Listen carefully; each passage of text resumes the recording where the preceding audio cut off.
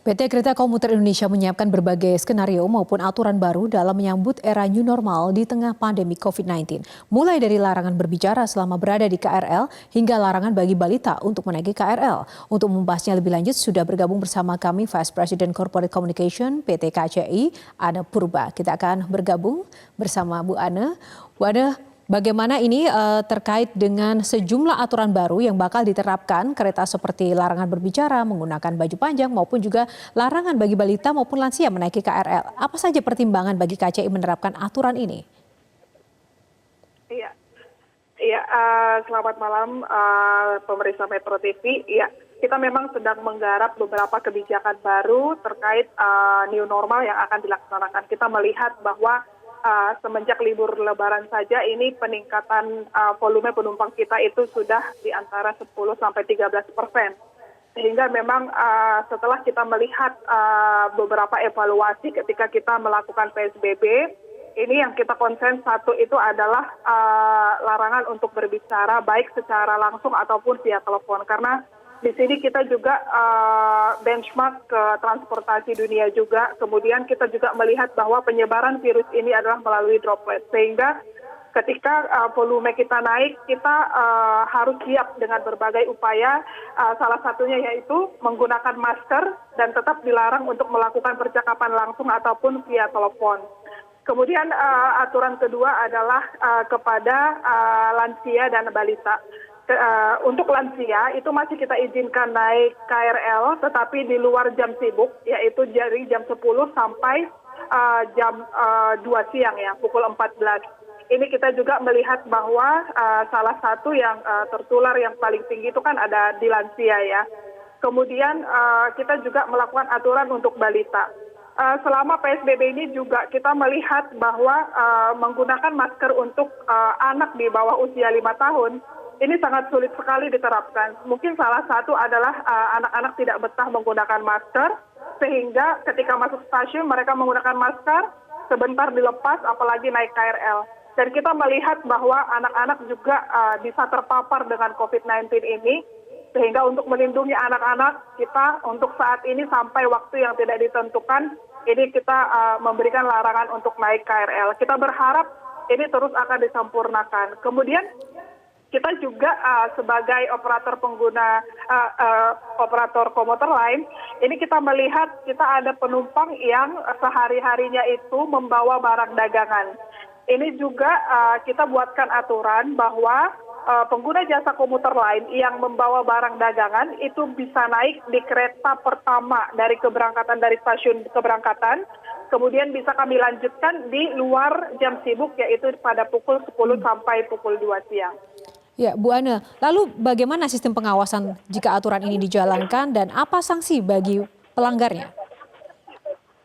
Iya, kalau ketika PSBB itu untuk masker ya, untuk masker kita wajibkan sebelum masuk stasiun. Ketika dia tidak menggunakan masker kita tidak izinkan untuk masuk ke stasiun. Kemudian di atas KRL juga selama petugas kami bisa mobile itu akan selalu melakukan himbauan, kemudian juga akan menurunkan penumpang yang tidak menggunakan masker. Ada memang challenge yang paling besar ketika kita melakukan beberapa kebijakan dan aturan.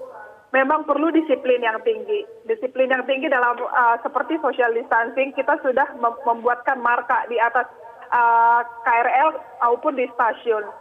Tetapi kadang itu dilanggar gitu ya. Tetapi sebenarnya marka dibuat itu supaya kita tidak banyak kontak fisik petugas dengan pengguna jasa karena ini juga mendukung social distancing. Jadi kita melakukan edukasi demi edukasi yang terus-menerus. Selama 3 bulan ini petugas kami di stasiun itu aktif menginformasikan.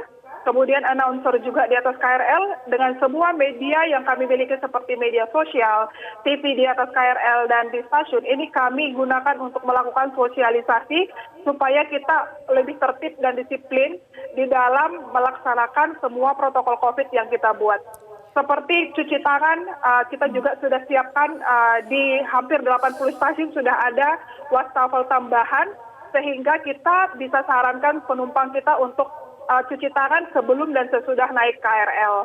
Jadi inilah yang terus kami lakukan sejak Februari bahwa protokol-protokol ini bisa kita wujudkan.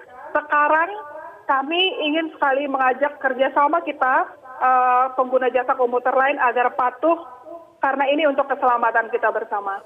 Ya, Ibu Ana, lalu seberapa banyak personil yang dikerahkan untuk mengawasi dan juga mengatur ini? Apakah mungkin juga ada pihak-pihak lain yang dilibatkan di sini? Ya, selama PSBB 4.700 frontliner kami dari tim keamanan dan pelayanan ini beredar di 80 stasiun dan di perjalanan KRL juga. Dan sampai saat ini kami melakukan kerjasama yang sangat baik dengan TNI, Polri, juga Brimob itu yang memang aktif melakukan edukasi-edukasi terutama social distancing di stasiun ataupun di atas KRL. Memang kita melihat masih ada saja pengguna jasa yang kurang disiplin, tapi perubahan demi perubahan 3 bulan ini sangat luar biasa. Sudah semakin banyak pengguna jasa komuter lain yang memang paham dengan aturan ini. Namun di sini kita juga harus konsisten, kemudian kami juga meminta semakin besarnya kesadaran kita sehingga apa yang kita lakukan 3 bulan ini, baik dari pengguna, TNI, Polri, kemudian Brimob dan juga KCI, ini bisa membuahkan hasil di mana kita bisa saling menjaga agar kita bisa mematuhi protokol COVID ini. Kapan pastinya rencana ini akan benar-benar diterapkan, Ibu Ana? Kalau untuk seperti himbauan menggunakan masker, kemudian cek suhu tubuh, social distancing, kemudian cuci tangan, ini sudah kita lakukan di 3 bulan ini. Untuk aturan baru untuk balita, lansia, aturan untuk pengguna yang membawa barang dagangan, kemudian untuk peraturan misalkan nanti untuk frekuensi perjalanan masih menunggu arahan pemerintah, tetapi untuk aturan lansia, balita, dan pedagang itu sudah 8 Juni kita efektif dan sekarang kita lakukan sosialisasi terus-menerus. Oke, sedikit saja apakah mungkin ada masa jeda waktu untuk orientasi atau penyesuaian?